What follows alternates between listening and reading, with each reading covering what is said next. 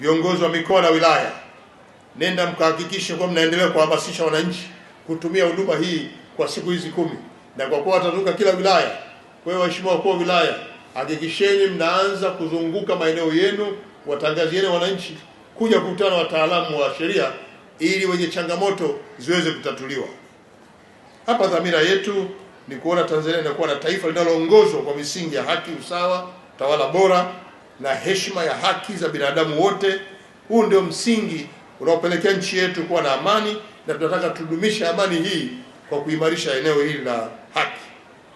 Ni wajibu wetu sote kama wananchi, hata sekta binafsi na taasisi mbalimbali, kuhakikisha kwamba wadau wa maendeleo tunashirikiana nao na serikali kuhakikisha kwamba jitihada hizi ambazo zimeanza kuendelea, zimeanza kutekelezwa na zinaendelea, zinafanywa na sisi wote.